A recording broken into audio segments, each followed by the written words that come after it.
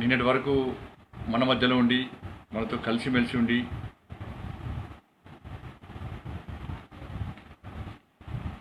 నేడు మన మధ్య లేకుండా ఉన్నటువంటి మన సోదరుడు పాత్రికేయ మిత్రుడు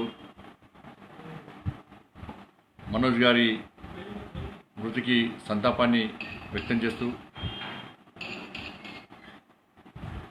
వారి ఆత్మకు శాంతి చేకూర్చాలని చెప్పి వాళ్ళ కుటుంబం లోపల ఒక మనోధైర్యం నింపాలని చెప్పి నేను నమ్ముకున్న ఆ అమ్మవారిని ప్రార్థిస్తూ నిజంగా మనోజ్ గారు నిన్న మరణించిన తర్వాత వారి గురించి తెలుసుకుంటే సమాజం అంతా ఆశ్చర్యం గురైంది, ఆందోళనకు గురైంది. వారు నిత్య జీవితంలో కానీ వాళ్ళ కుటుంబ పరంపర ఆ విషయంలో కానీ నిజంగా వారు చాలా గొప్ప వ్యక్తి. అలాంటి వ్యక్తి ఈరోజు నిజంగా మన మధ్య లేకపోవడం చాలా బాధాకరం, ఒక దురదృష్టకరం. నమ్ముకున్న వృత్తిలో దేనికైనా తెగించి సాహసించి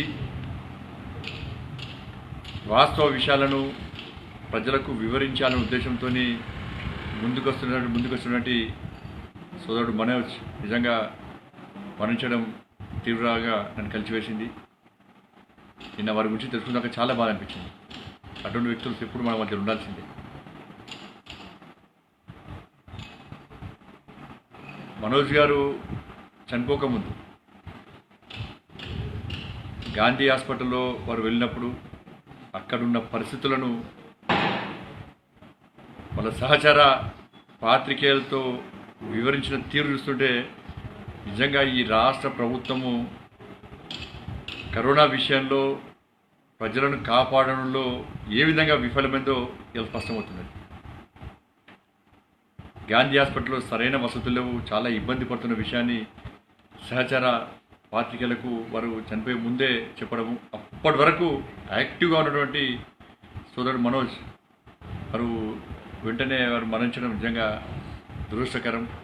బట్టి వారి మృతికి సంతాపాన్ని ప్రకటించడం జరుగుతూ ఉన్నది. ప్రభుత్వం కూడా వీరంతా వారియర్స్, కరోనా వారియర్స్ అందరు కూడా డాక్టర్సు, ఇతర పారామెడికల్ సిబ్బంది కానీ, పోలీస్ కానీ, ఆశా వర్కర్లు కానీ, అంగన్వాడీ టీచర్లు కానీ, పంచాయతీరాజ్ ఉద్యోగస్తులు కానీ, శానిటేషన్ లేబర్ కానీ, వారితో పాటు నిజంగా ఇవాళ కరోనా బారి నుంచి ప్రజలను కాపాడని ఒక తాపత్రయం, ఒక ఆతృత ఉందంటే అది పాత్రికేయ సమాజానికి. ఇవాళ మనోజు నిజంగా ఆయన మరణంగా త్యాగమైనది. ఇవాళ తెలంగాణ రాష్ట్ర ప్రజలను కరోనా బారి నుంచి కాపాడాలనేటువంటి ఒక దృఢ సంకల్పంతో వృత్తిని నమ్ముకొని ముందుకొస్తున్న తరంలో వారు ఈరోజు వారు మరణించడం నిజంగా వారి గొప్ప త్యాగం. పాత్రికేయ విలేకరులంతా కూడా కరోనా వారియర్స్. ప్రభుత్వం కూడా వెంటనే పాత్రికేయులకు, వాళ్ళ కుటుంబాలకు యుద్ధ ప్రాతిపదికన టెస్టులు నిర్వహించాలని చెప్పి, వారికి ఉచితంగా వైద్య సౌకర్యం కల్పించాలని చెప్పి, వారు ప్రతిరోజు వృత్తిలో భాగంగా అంతటా పర్యటిస్తూ తిరిగి వెళ్ళి కుటుంబంతో కలిసిమెలిసి ఉంటున్న సందర్భంలో వాళ్ళ కుటుంబ సభ్యులకు కానీ, పిల్లలకు కానీ ఇబ్బందులు వచ్చేటువంటి ప్రమాదం ఉంది. కాబట్టి అటువంటి ప్రమాదాలు రాకుండా వెంటనే రక్షణ చర్యలు చేపట్టాలని చెప్పి భారతీయ జనతా పార్టీ రాష్ట్ర ప్రభుత్వాన్ని డిమాండ్ చేస్తూ ఉన్నది. దాంతోపాటు తెలంగాణ రాష్ట్రంలో రోజుకు కరోనా పాజిటివ్ల సంఖ్య పెరగడము, మృతుల సంఖ్య పెరగడము. నిన్న ఒక్కరోజే దాదాపు 14 మందిగా కరోనా బారిన మృతుల యొక్క సంఖ్య నిన్న ఒక్కరోజే 14. నిజంగా ఒక ప్రమాదకర పరిస్థితులు తెలంగాణ రాష్ట్రంలో ఉన్నాయి. కరోనా బారి నుంచి రాష్ట్ర ప్రజలను కాపాడని కూడా నేను ఆ భగవంతుని ప్రార్థిస్తా ఉన్నా. ఎందుకంటే ఈ రాష్ట్ర ప్రభుత్వం నమ్మకం లేదు, ప్రజలకు నమ్మకం లేదు, ఎవరికి నమ్మకం లేదు. ఇలా విచిత్రమైన పరిస్థితి ఏంటంటే ప్రతిసారి విపక్షాలు కానీ, పత్రికలు కానీ సూచనలు, సలహాలు ఇస్తే ఏ విషయంలోనే కూడా ముఖ్యమంత్రి గారు చెప్పిన రాష్ట్ర మంత్రులకు వాళ్ళ నాయకులందరికీ మీరు ఏ మాట్లాడినా అన్ని కేంద్రం అని చెప్పండి, ఏది మాట్లాడే కేంద్రం అంటారు. లాస్ట్కు సంబంధిత ఆరోగ్య శాఖ మంత్రి గారు కూడా కేంద్రం యొక్క నిబంధనలు పాటిస్తున్నాం, ఐసీఎంఆర్ గైడ్లైన్స్ పాటిస్తున్నాం, అన్ని కేంద్రమే. మళ్ళా ముఖ్యమంత్రి ఫామ్ హౌస్ నుంచి ప్రగతి భవన్ రాకపోవడం కూడా కేంద్రమే రావద్దని చెప్పింది ఆయన. ప్రజా సమస్యలను పట్టించుకోవద్దని కూడా కేంద్రమే చెప్పింది ముఖ్యమంత్రి గారికి. ఇవాళ అబద్ధాలు ఆడమని కూడా కేంద్రమే చెప్పింది, టెస్టులు చేద్దని కేంద్రమే చెప్పింది, మరణాల సంఖ్య ప్రకటించగానే కేంద్రం చెప్పింది. ఇవన్నీ కేంద్రం చెప్తే నడుస్తుంది వీళ్ళందరూ కూడా. అందుకే మళ్ళీ అంటున్నా, అన్ని కేంద్రం చేసాక వీళ్ళకి, ఈ రాష్ట్ర మంత్రులకి, రాష్ట్ర ముఖ్యమంత్రికి ఎందుకు మనకు చాతకంతనం కాకపోతే వీళ్ళకు. వాళ్ళ ఐసీఎంఆర్ గైడ్లైన్స్ ఉన్నారు, కేంద్ర ప్రభుత్వం నిబంధనలు అంటున్నారు. ఇవి దేశవ్యాప్తంగా, దేశంలో తెలంగాణ రాష్ట్రం అనేది ఒక అంతర్భాగం. అన్ని రాష్ట్రాల్లో లక్షల కొద్దీ టెస్టులు చేస్తున్నప్పుడు ఈ రాష్ట్ర ప్రభుత్వము టెస్టులు చేయడానికి ఎందుకు వెనుకముందు చేస్తుంది, ఎందుకు వెనుకముందు దాడుతుందో ఒకసారి స్పష్టం చేయాలి. ఇంతవరకు ఎన్ని టెస్టులు చేసిండ్రు ప్రకటించలేదు. ఎంతమందికి పాజిటివ్ వచ్చింది చెప్తలేదు. ఎంతమందికి మీరు చికిత్స చేస్తున్నారు చెప్తలేరు. ఎంతమంది మరణించారు చెప్తలేరు. మీరు ఏ విధమైన జాగ్రత్త చర్యలు చేపట్టారు చెప్తలేరు. ఏమనంటే ఎంతమందికి పాజిటివ్ వచ్చినా ఎదుర్కోవడానికి సిద్ధం, అన్ని వసతులు ఏర్పాటు చేసినాము, దేనికైనా రెడీ అయి ఉన్నాము. ఇవాళ డాక్టర్ల పరిస్థితి ఏందండి? ఇవాళ తెలంగాణ రాష్ట్రంలో దాదాపు 70 మందికి పైగా డాక్టర్లకు, పారామెడికల్ సిబ్బందికి, డాక్టర్లకు ఇలా పాజిటివ్ వచ్చిందంటే ఇంతకంటే దురదృష్టం ఇంకోటి కాదు. దేశం మొత్తము వాళ్ళకి చప్పలు కొట్టి కృతజ్ఞతాభావాన్ని ప్రకటించినాం. కానీ రాష్ట్ర ప్రభుత్వానికి కృతజ్ఞతాభావం ప్రకటించినటువంటి నైతికత లేదు, కనీసం ఆ విజ్ఞత లేదు. దేశం అంతా ఒక దిక్కుంటుంటే ఈ రాష్ట్ర పాలకులు ఒక దిక్కుంటారు. వాళ్ళ కుటుంబాలను పక్కకు పెట్టి ఇవాళ సమాజాన్ని కాపాడాలనే ఉద్దేశంతో కేంద్ర రాష్ట్ర ప్రభుత్వాలకు సహకరిస్తూ అన్నిటికీ తెగించి వైద్యం చేస్తున్నటువంటి డాక్టర్లు కానీ, పారామెడికల్ సిబ్బంది కానీ, నర్సులు కానీ, వీరెవ్వరు కూడా, శానిటేషన్ సిబ్బంది కానీ, వీరెవ్వరు కూడా కనీసం వాళ్ళకు రక్షణ చర్యలు చెప్పడంలో టీఆర్ఎస్ పార్టీ ప్రభుత్వం, ఈ రాష్ట్ర ముఖ్యమంత్రి పూర్తిగా విఫలమైంది. నేను లాక్డౌన్ ప్రారంభమైన మొదటి వారం రోజుల లోపలనే కరీంనగర్ ప్రభుత్వ ఆసుపత్రికి పోతే ఆశ్చర్యకరమైన విషయాలు బయటపడ్డాయట. డాక్టర్లు బాధపడుతున్నారు. ఇవాళ ఐసీఎంఆర్ గైడ్లైన్స్ ఉంది, ప్రభుత్వం కూడా స్పష్టం చేసింది. వైద్యం చేసే పాజిటివ్, ఈ కోవిడ్ సంబంధించి ఆ విభాగంలో పనిచేసే డాక్టర్స్ అందరు కూడా ప్రత్యేకమైన వసతి కల్పిస్తాము, స్పెషల్ రూమ్స్ ఇస్తాము. ఎందుకంటే వాళ్ళ కుటుంబ సభ్యులకు కలవలేని పరిస్థితి, వాళ్ళ ఇంటికి పోలేని పరిస్థితి కాబట్టి ప్రత్యేకమైన రూమ్ కేటాయిస్తాము. కోవిడ్ వల్ల ఇబ్బంది పడితే కూడా ప్రత్యేక రూమ్లు కేటాయిస్తామని చెప్పి ఆ రోజు హామీ ఇచ్చింది. ఇంతవరకు కనీసం లేదు. వాళ్ళు ప్రతిరోజు ఉదయం నుంచి సాయంత్రం వరకు చికిత్స చేసి కోవిడ్ పేషెంట్స్కు మళ్ళీ తిరిగి వాళ్ళ ఇంటి వాళ్ళని ఇబ్బంది పడతా ఉన్నారు. ఇవాళ చాలామంది కొన్ని ప్రాంతాల్లో డాక్టర్లు ఇంటికి పోకుండా ప్రైవేట్ లాడ్జింగ్ తీసుకుంటున్నారు, ప్రైవేట్ రూమ్స్ తీసుకుంటున్నారు. అనేక హాస్పిటల్లో ఉస్మానియా కానీ, గాంధీ కానీ, నిమ్స్ కానీ, ఏ హాస్పిటల్లో కానీ అన్ని విభాగాలు ఉంటాయి. ఆర్తో ఉంటుంది, గైనకి సంబంధించి ఉంటుంది, పీడియాటిక్ ఉంటుంది, అనేక డిపార్ట్మెంట్స్ ఉంటాయి, ఓపీ ఉంటుంది. అక్కడికి డాక్టర్లు పనిచేస్తూ ఉంటారు. డాక్టర్లు వాళ్ళు చికిత్స చేస్తుంటే రకరకాల పేషెంట్స్ వస్తూ ఉంటారు. వాళ్ళు చికిత్స చేస్తూ ఉంటారు, ట్రీట్మెంట్ చేస్తూ ఉంటారు. ట్రీట్మెంట్ చేస్తే వాడు రెడ్ జోన్లో కూడా వచ్చిరా, కంటైన్మెంట్ ఏరియా నుంచి వచ్చిరా, ఎక్కడి నుంచి వచ్చిర్రు డాక్టర్కి ఎట్లా తెలుస్తుంది? సింటమ్స్ వెంటనే బయట రావు కదా. చికిత్స చేస్తే కనీసము ఆ చికిత్స చేస్తూ ట్రీట్మెంట్ చేస్తున్న డాక్టర్లకు కనీసం N95 మాస్కులు, పీపీ కిట్స్లు, శానిటైజర్స్లు, గ్లౌజెస్ లేవు. ఏమనంటే ఐసీయూలో ఉన్న వాళ్ళకి మాత్రమే పీపీ కిట్స్ ఇస్తామంటారు. అరే ఐసోలేషన్ వాళ్ళు 14 రోజుల పాటు ట్రీట్మెంట్ చేస్తారు డాక్టర్లు. 14 రోజుల తర్వాత కదా గతంలో ప్రకారం వాళ్ళు పాజిటివ్ వచ్చేది. 14 రోజులు వాళ్ళతో కలిసి ఉంటారు కదా. ఇలా ఓపీలో కానీ ఇతర డిపార్ట్మెంట్లలో డాక్టర్లు ఇలా ట్రీట్మెంట్ చేస్తుంటే వాళ్ళకి అనేక మంది రకరకాల పేషెంట్స్ వస్తారు. వాళ్ళను చికిత్స చేస్తున్నారు, ట్రీట్మెంట్ చేస్తున్నారు. వాళ్ళకి ఇబ్బంది వస్తే ఈ డాక్టర్ల ద్వారా ఇతరులకు ఇబ్బంది వస్తుంది, వచ్చిన పేషెంట్ల ద్వారా డాక్టర్లకు ఇబ్బంది వస్తుంది. దీన్ని ప్రభుత్వం గుర్తిస్తలేదు. ఒక ఆశామాష తీసుకుంటుంది ప్రభుత్వం.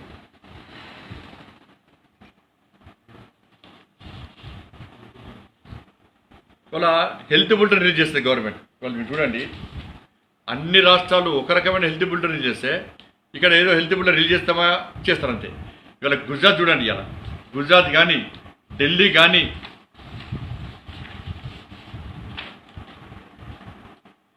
పంజాబ్ కానీ అనేక రాష్ట్రాల్లో వాళ్ళకి క్లియర్గా అన్ని వివరాలు అందిస్తూ ఉన్నారు. వాళ్ళు ఎంతమంది మనం శాంపుల్స్ తీసుకున్నాం, బ్లడ్ శాంపుల్స్ ఎంతమంది తీసుకున్నాము, ఎంతమంది పేషెంట్స్కు పాజిటివ్ వచ్చింది, ఎంతమంది పేషెంట్స్ రికవర్ అయ్యారు, ఎంతమందిని డిశ్చార్జ్ చేసినాము, ఎంతమంది ఆక్సిజన్ సపోర్ట్తో చికిత్స చేస్తున్నాము, ఎంతమంది క్రిటికల్ పొజిషన్లు ఉన్నారు, ఎంతమంది వెంటిలేటర్ ద్వారా చికిత్స అందిస్తున్నాము, ఆ రాష్ట్రంలో మరణాలు ఎన్ని, ఇవన్నీ కూడా వాళ్ళ వాళ్ళ జిల్లాల వారీగా ఆయా రాష్ట్ర ప్రభుత్వాలు అందజేస్తూ ఉన్నాయి. ఇవన్నీ కూడా ఏ జిల్లాలో ఇప్పుడు చెప్పిన వివరాల ప్రకారం ఇవి అన్ని రాష్ట్రాలు అందిస్తూ ఉన్నాయి. ఇవాళ ఇక్కడ మాత్రం ఏం చెప్పరు, ఎంతమంది పాజిటివ్ వచ్చింది.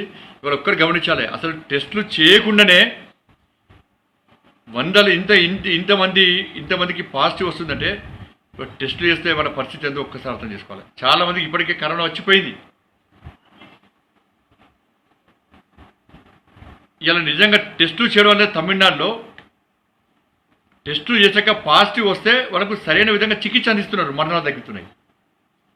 ఇక టెస్టులు చేయకపోవడం వల్లనే ఇవాళ పాజిటివ్ కేసుల సంఖ్య పెరుగుతున్నది, సడన్గా చనిపోతూ ఉన్నారు.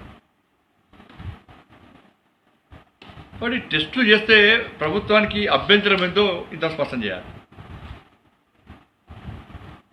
ఇవాళ ఇప్పటి వరకు జూన్ 6 నాటికి 35,000 టెస్టులు చేస్తామంటున్నారు. అంటే దీని ప్రకారము ఈ 20 రోజుల్లో సగటున ప్రతిరోజుకు కేవలము 588 పరీక్షలు చేసినట్టు ఇవాళ దీని ద్వారా ఒక అంచనా. అంటే మొదటి కేసు ఎప్పుడు బయటపడ్డది? మార్చి 2 నాడు మొదటి కేసు బయటపడ్డది. మార్చి 2 నుంచి జూన్ 6 దాకా 96 రోజుల్లో సగటున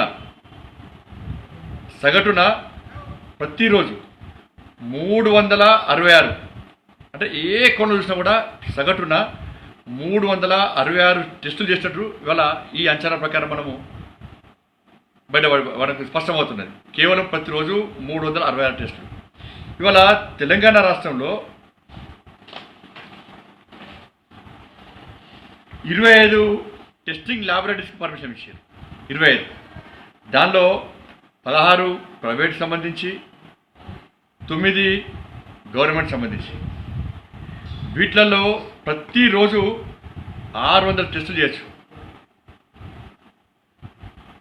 అంటే ఈ 25కు మొత్తము ప్రతిరోజు 15,000 టెస్టులు చేసి మనం. కానీ కనీసము ప్రతిరోజు 500 టెస్టులు కూడా ప్రభుత్వం చేస్తలేదు. ఈ ల్యాబొరేటరీస్ అన్నిటి కూడా ఐసీఎంఆర్ అనుమతించింది. దేనికోసం అనుమతించిందంటే కరోనా టెస్టులు చేయడానికి అనుమతించింది. ఇవాళ టెస్టులు చేయొద్దని ప్రభుత్వం బెదిరిస్తూ ఉన్నది. ఇలా ప్రభుత్వం నిజంగా చిత్తశుద్ధి ఉంటే ఈ 20 ల్యాబొరేటరీస్లో ఎన్ని టెస్టులు చేసినారు, ఎంతమందికి పాజిటివ్ వచ్చింది, అసలు ఎంతమంది శాంపుల్ తీసుకున్నారు, ఎంతమందికి పాజిటివ్ వచ్చిందో స్పష్టం చేయమని చెప్పండి. మొన్న ఒక ల్యాబ్ ఒకటి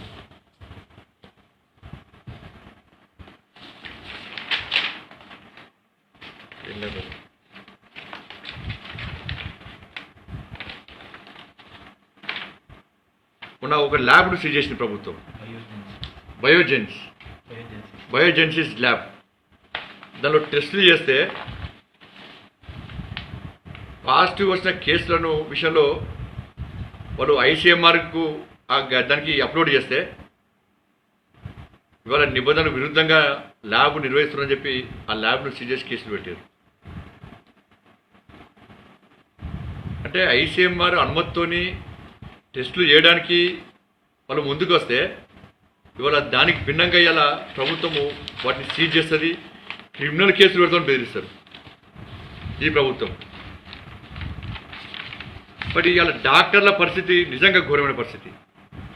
వాళ్ళ మొన్న ఒక హాస్పిటల్లో ఒక గైనకాలజిస్ట్ ఒక డాక్టర్కు వారం రోజులుగా ఆరోగ్యం బాగలేదు. ఆరోగ్యం బాగా లేకున్నప్పుడు కూడా విధులు నిర్వహించింది ఆమె రిక్వెస్ట్ చేసినా కూడా ఆమెకు టెస్టులు చేయలే.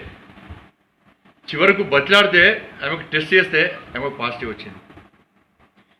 కొన్ని హాస్పిటల్స్లో ఇక పీజీ స్టూడెంట్స్ వాళ్ళ పరిస్థితి ఇంకా ఘోరం పడదు. వాళ్ళని బెదిరిస్తున్నారు, సార్ మాకు ఆరోగ్యం బాగలేదు, మాకు ఇబ్బంది వస్తున్నది అని చెప్తే మీకు పాజిటివ్ వచ్చినా కూడా మీరు ట్రీట్మెంట్ చేయాల్సిందే, మీరు డ్యూటీ చేయాల్సిందే, మీరు డ్యూటీ చేయకుంటే మిమ్మల్ని ఫెయిల్ చేస్తాం.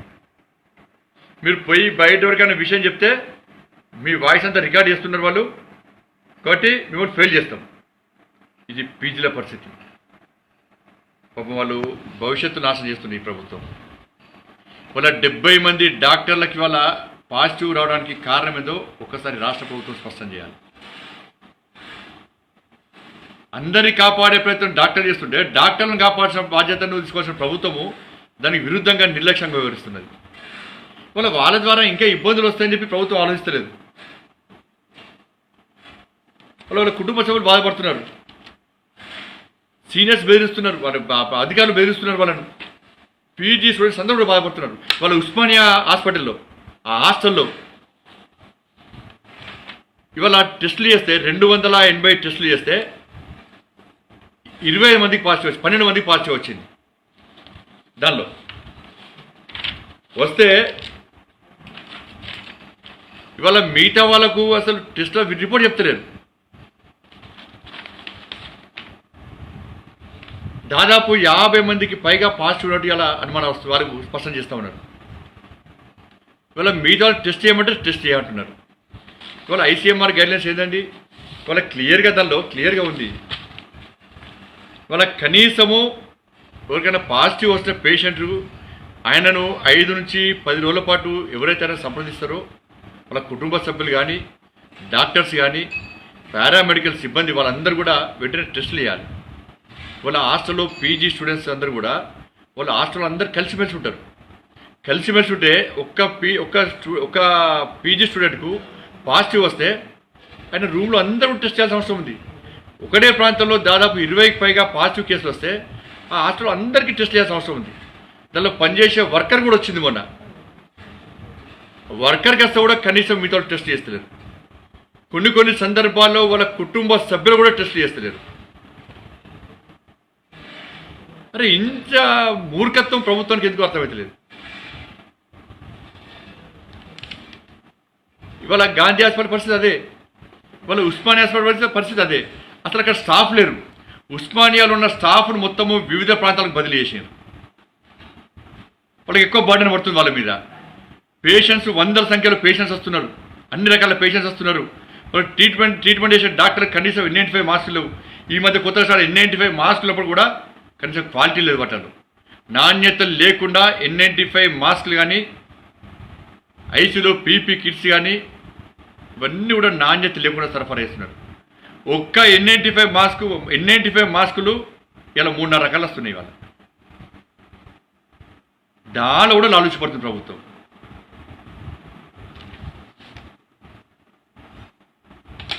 కొన్ని ప్రాంతాల్లో ఇవాళ సూర్యాపేటలో డే మెడిసిన్ కూడా ఎందుకు ట్రాన్స్ఫర్ చేశారండి?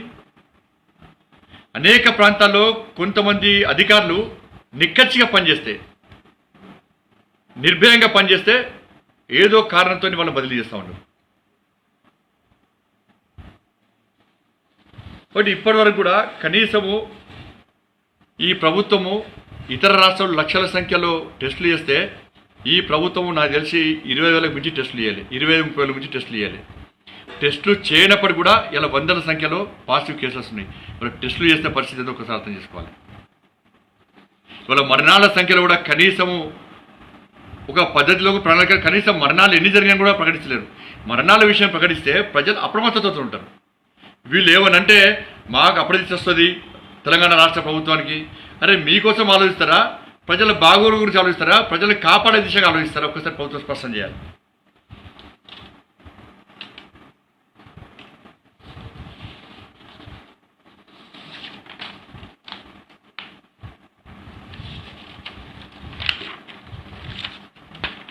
ఇలా అందుకే మేము ఒకటే డిమాండ్ చేస్తున్నాం. ఇలా డాక్టర్లను కాపాడాల్సిన బాధ్యత రాష్ట్ర ప్రభుత్వం ఉన్నది, విలేకరులను కాపాడాల్సిన బాధ్యత రాష్ట్ర ప్రభుత్వం మీద ఉన్నది. వెంటనే అన్ని విభాగాలలో, తెలంగాణ రాష్ట్ర వ్యాప్తంగా అన్ని విభాగాలలో పనిచేసేటువంటి డాక్టర్లు, ఓపీ కానీ, ఆర్తో కానీ, గైన కానీ, కార్డియాలజీకి సంబంధించి కానీ అన్ని విభాగాలలో పనిచేసేటువంటి డాక్టర్లకు మనం వెంటనే రక్షణ చర్యలు చెప్పని చెప్పి భారతీయ జనతా పార్టీ డిమాండ్ చేస్తూ ఉన్నది. ముఖ్యంగా ఈ పీజీ స్టూడెంట్స్ విషయంలో వాళ్ళందరూ కూడా ప్రతి డాక్టర్లకు ఇలా పనిచేసేటువంటి వైద్య వృత్తిని నమ్ముకొని ప్రజలను కాపాడడమే విధిగా భావించి, ఒక బాధ్యతగా భావించి ప్రభుత్వానికి ప్రజలకు సహకరిస్తున్నటువంటి డాక్టర్లందరూ కూడా ప్రభుత్వము యుద్ధ ప్రాతిపదికన వాళ్ళకు టెస్టులు చేయాలి, వాళ్ళ కుటుంబ సభ్యులకు టెస్టులు చేయాలి. హాస్టల్స్లో ఉన్నటువంటి అందరు విద్యార్థులందరూ కూడా, పీజీ స్టూడెంట్స్ అందరూ కూడా వెంటనే విధిగా వాళ్ళకి టెస్టులు చేయాల్సిన బాధ్యత రాష్ట్ర ప్రభుత్వం మీద ఉంది. వాళ్ళని బెదిరించే ప్రయత్నం చేయకండి. డాక్టర్లకు కానీ, పీజీ స్టూడెంట్స్ కానీ ఇబ్బంది వస్తే వెంటనే మానవతా దృక్పథంతో టెస్టులు చేయండి. వాళ్ళకి సపరేట్ రూమ్స్ అరేంజ్ చేయండి. వాళ్ళ కుటుంబ సభ్యులను కలుపుకునే పరిస్థితి ఉంది. కాబట్టి ప్రభుత్వం ఈ విధంగా వివరిస్తే డాక్టర్ల వృత్తి ఏరిగా ఇంకా పాజిటివ్ కేసుల సంఖ్య పెరుగుతుంది. ఇప్పటికే 70 మంది డాక్టర్కి వచ్చిందంటే డాక్టర్ కూడా భయం స్టార్ట్ అయింది. వాళ్ళ ఒక భయానక వాతావరణంలో డాక్టర్ వృత్తి చేస్తూ ఉన్నారు. కాబట్టి వెంటనే వాళ్ళకు పీపీ కిట్స్ అందించండి. మీరు చేసేది లేదు. కేంద్ర ప్రభుత్వము కోవిడ్ సంబంధించి ప్రతి పైసా కేంద్ర ప్రభుత్వం ఇస్తున్నది. వేల కోట్ల రూపాయలు ఇచ్చింది. వాళ్ళ అన్నిటి దారి మళ్ళిస్తారు. లక్షల పీపీ కిట్స్, వేల కోట్ల పీపీకి ఎవరికి ఇచ్చారు వెంటనే పెట్టండి. వాళ్ళు అందుకే కేంద్ర ప్రభుత్వము కోవిడ్ సంబంధించినటువంటి నిధుల విషయంలో వెంటనే శ్వేతపత్రం విడుదల చేయండి. మీరు ఎంతమందికి పీపీ కిట్స్ ఇచ్చారు, డాక్టర్ల పేరు స్పష్టం చేయండి. ఎంతమందికి పీపీ కిట్స్ ఇచ్చారు, ఎంతమందికి N95 మాస్క్ ఇచ్చారు,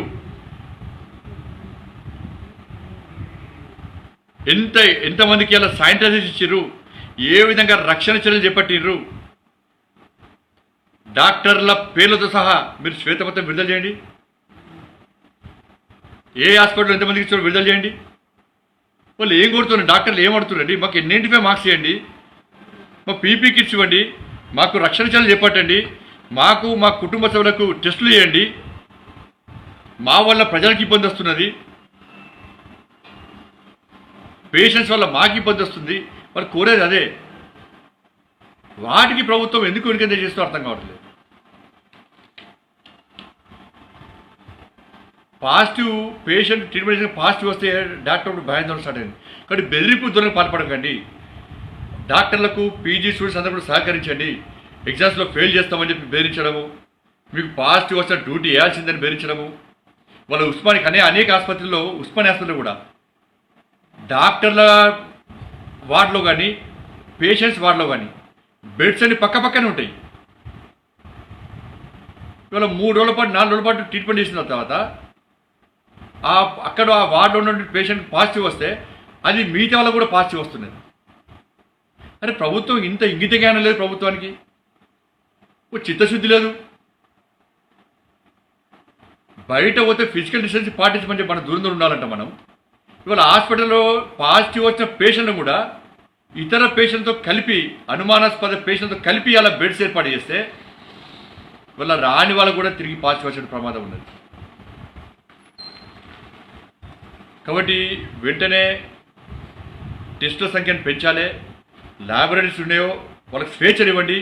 ఐసీఎంఆర్ నిబంధనల వాళ్ళ అనుమతుల వాళ్ళు ల్యాబ్స్ ఏర్పాటు చేసుకున్నారు, వాళ్ళకి స్వేచ్ఛనివ్వండి, టెస్టులు చేసే అవకాశం ఇవ్వండి. రాష్ట్ర ప్రభుత్వం కూడా ఇతర రాష్ట్రాల్లో ఏ విధంగా హెల్త్ బులెటిన్ రిలీజ్ చేస్తున్నారో ఆ విధంగా హెల్త్ బులెటిన్ రిలీజ్ చేయాల్సిన అవసరం ఉంది. దాంతోపాటు డాక్టర్ల విషయంలో, విలేకరుల విషయంలో ప్రత్యేకమైనటువంటి శ్రద్ధ వహించాలని చెప్పి భారతీయ జనతా పార్టీ డిమాండ్ చేస్తూ ఉన్నది.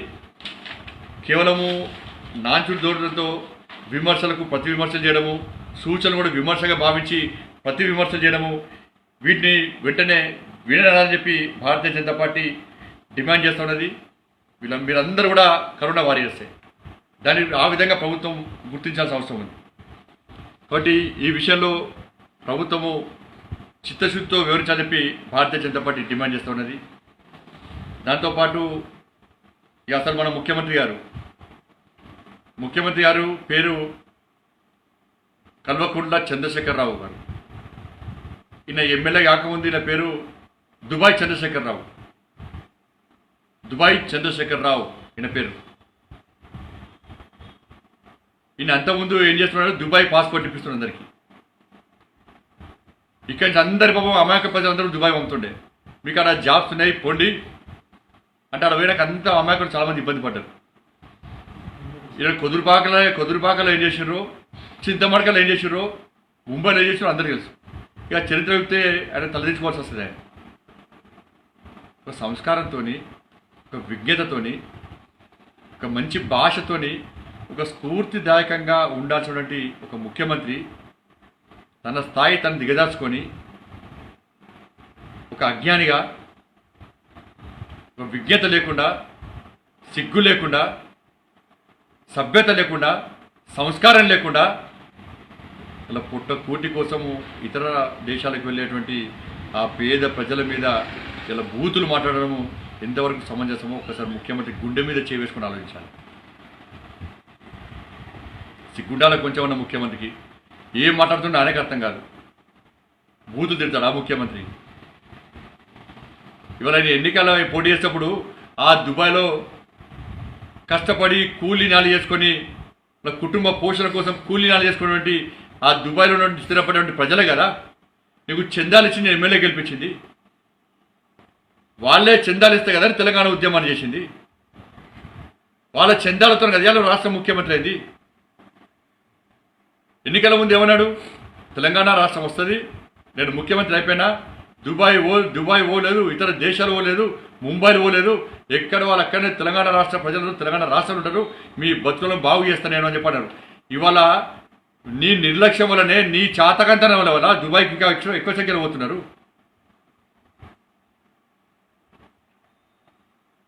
వాళ్ళ బూతులని ఎంత ఘోరం అయ్యారు రాష్ట్ర ముఖ్యమంత్రి. వాళ్ళ అందరు బాధపడుతున్నారు, ఏడుస్తున్నారు.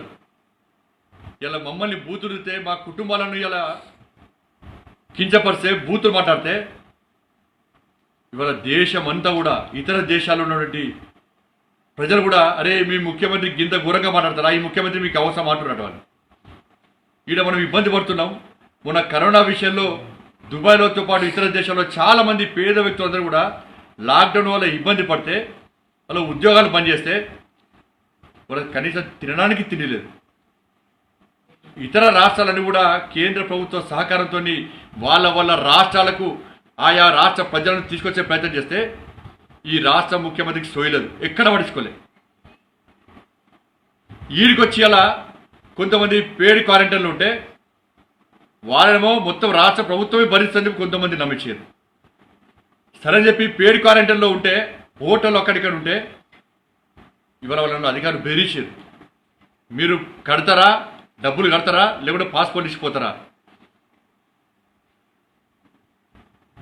వాళ్ళని కాపాడే ప్రయత్నం ప్రభుత్వం చేయాలి. వాళ్ళ గురించి ప్రభుత్వం ఆలోచించినప్పుడు కూడా ఇవాళ అలాంటి పేద ప్రజల విషయంలో ఇలా ఈ రాష్ట్ర ముఖ్యమంత్రి బండ బూతులు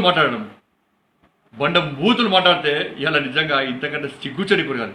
ఈ ముఖ్యమంత్రి భాష ఏందో, ఏ విధంగా నటిస్తుండో, బయట భాష లోపల భాష.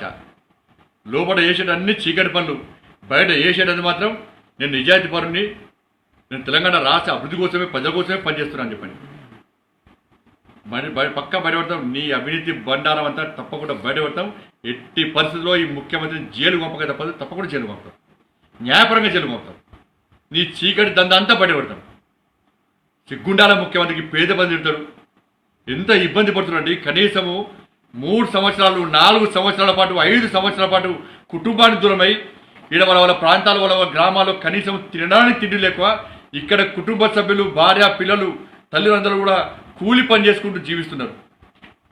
అప్పులు చేసి దుబాయ్ పోతున్నారు, ఇతర ప్రాంతాలకు పోతున్నారు.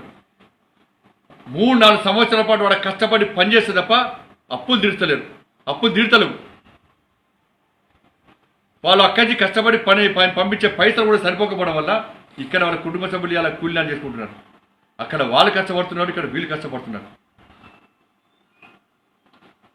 ఇవాళ తెలంగాణ రాష్ట్రంలో అన్ని సౌకర్యాలు కనిపించి వాళ్ళకు ఉద్యోగాలు కల్పిస్తే దుబాయ్కి ఎందుకు పోతున్నారు? వాళ్ళు టైంపాస్ పోతున్నారు దుబాయ్కి. ఏమన్నా వాళ్ళు నీ చాతకంతనం వల్ల, నీ నిర్లక్ష్యాల వలన మళ్ళీ నీ తప్పుల్ని కప్పిపుచ్చుకోవడానికి వాళ్ళ మీద బూతులు మాట్లాడతావా? ముండ కొడుకునంటావా? గాడి కొడుకునంటావా? ఇంకా ఏ భాష మాట్లాడాడు? ఇంత నీచమైన ముఖ్యమంత్రి కోటి దొరకడు మనకి. ఇంత బూతులు మాట్లాడిన ముఖ్యమంత్రి కోటి దొరకడు. అసలు మానవత్వం ఉందా ముఖ్యమంత్రికి? ఈయన మనిషి అసలు పేదోలంటే ముఖ్యం కాదా నీకు? లెక్కలేదా నీకు పేదోలంటే? అడ్డగులు సంపాదించండి, కోటీశ్వరుడు ఇండియాల వేల కోట్ల రూపాయలు ప్రాజెక్టుల పేరుతోని ఇవాళ ప్రజలను దోచుకొని, రాష్ట్రాన్ని దోచుకొని, కోట్ల రూపాయలు సంపాదించుకొని కోటీశ్వరుడై నీ గత చరిత్ర మొత్తం మర్చిపోయాడు. దుబాయ్ బ్రోకర్గా ఉన్నటువంటి దుబాయ్ చంద్రశేఖరరావు ఇలా రాష్ట్ర ముఖ్యమంత్రిగా కోట్లకు పడగలుగుతుంటే పేదోళ్ళ బాధలు మర్చిపోయింది. వాళ్ళ దుబాయ్ చంద్రశేఖరరావు ఇలా రాష్ట్ర ముఖ్యమంత్రి, మళ్ళా దుబాయ్ చంద్రశేఖరరావు స్థానానికే పోయేటువంటి పరిస్థితి రాబోయే రోజుల్లో ఎట్టి పరిస్థితిలో వస్తుంది, రాబోతుంది, వచ్చి తీరుతుందన్న విషయాన్ని ఒక్కసారి రాష్ట్ర ముఖ్యమంత్రి గ్రహించుకోవాలి. ఇలా వయసులో గురించి మాట్లాడతారు. నువ్వు రైతు బంధు మొన్న సాడేసినావు, కానీ ఒకప్పుడు రైతులు కానీ ఎవరైనా పంట వేసుకోవాలనుకుంటే అరే మన షావుకారు దగ్గర గోపారా మనకు పైసలు ఇస్తాడు, సహాయం చేస్తున్నాడు వాళ్ళు. అప్పుడు షావుకారులు వయసులే షావుకారులు అంటారు. వాళ్ళందరూ సహకరిస్తారు. మొన్న అంతకుముందు వాడు మూర్ఖుడు మాట్లాడిండేవాడు వయసుల విషయంలో. రైస్ మిల్లు తప్ప పెట్టద్దు రైస్ మిల్లు. నువ్వు స్టాప్ వేసుకున్నావా? నువ్వే వేసుకోవాలని చెప్పి గుత్తపట్టమే నువ్వే పట్టాలని చెప్పి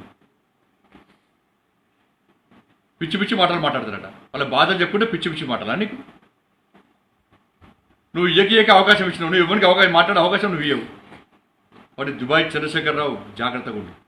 నువ్వు పేదల పట్ల నిర్లక్ష్యం వహిస్తే, అవహేళనగా మాట్లాడితే, కుసంస్కారంగా మాట్లాడితే, అసభ్యంగా మాట్లాడితే, బూతులు మాట్లాడితే ఇలా ప్రజలు తిరగబడతారు. పోయి చూడు సార్, గ్రామాల్లో పోయి చూడు ఇలా ఎంత ఇబ్బంది పడుతున్నావు. నువ్వు మాట్లాడిన బూతులకు వాళ్ళ కుటుంబ సభ్యులు తిడతావా? నువ్వు కుటుంబ సభ్యులు అవమానిస్తావా? నువ్వు బాగుండాలి, కుటుంబం బాగుండాలి, ఇంకోటి బాగుంటుంది. ఇక వెంటనే రాష్ట్ర ముఖ్యమంత్రి వెంటనే దిగి వాళ్ళకి క్షమాపణ చెప్పాల్సిన బాధ్యత ఉంది. ఎవరైతే రాష్ట్ర ముఖ్యమంత్రి తిట్టిండో, అసభ్యంగా మాట్లాడిండో, వాళ్ళ కుటుంబ సభ్యులు తట్టుకోలేని బాధలు ఉన్నారో వాళ్ళందరూ కూడా ఈ రాష్ట్ర ముఖ్యమంత్రి వెంటనే బేషరతుగా క్షమాపణ చెప్పి భారతీయ జనతా పార్టీ డిమాండ్ చేస్తున్నది. ఇది అనే విజ్ఞతగా వదిలేస్తున్నాం. లేకుంటే నీకంటే నీచమైన ముఖ్యమంత్రి దేశంలో ఎవ్వరు దొరకడు. సంస్కారం లేని ముఖ్యమంత్రి దేశంలో ఎవ్వరు దొరకరు. ఆ విధంగా తెలంగాణ రాష్ట్ర ప్రజలు కాదు, ప్రపంచంలో ఉన్నటువంటి తెలంగాణ రాష్ట్రానికి సంబంధించిన ప్రజలందరూ కూడా ఇవాళ నీ సంస్కారం చూసి, నీ ప్రవర్తన చూసి అని ఆశ్రయించుకుంటున్నారు. ఇవాళ మరి వెంటనే రాష్ట్ర ముఖ్యమంత్రి బేషరతుగా క్షమాపణ చెప్పి భారతీయ జనతా పార్టీ డిమాండ్ చేస్తూ ఉన్నది. అదేవిధంగా చివరిగా 10th పరీక్షలు వెంటనే వాయిదాల్సిన అవసరం అవుతుంది. వాళ్ళ విద్యార్థుల ప్రాణాల కంటే పరీక్షలు ముఖ్యం కాదు. అది ముఖ్యమంత్రి తెలియదు. విద్యార్థుల ప్రాణాలు ముఖ్యమంత్రి తెలియదు. ఎందుకంటే ఇంటర్మీడియట్ విద్యార్థులు చనిపోయారు, ముఖ్యమంత్రి స్పందించాడు ముఖ్యమంత్రి. ఏదో చిన్న పిల్లలు చనిపోయారు, కానీ ముఖ్యమంత్రి మానవత్వం లేని మానవ మృగంగా వివరిస్తుంది. కాబట్టి మళ్ళీ డిమాండ్ చేస్తున్నాం, వెంటనే పరీక్షలు వాయిదా వేయండి, విద్యార్థుల ప్రాణాలు కాపాడండి.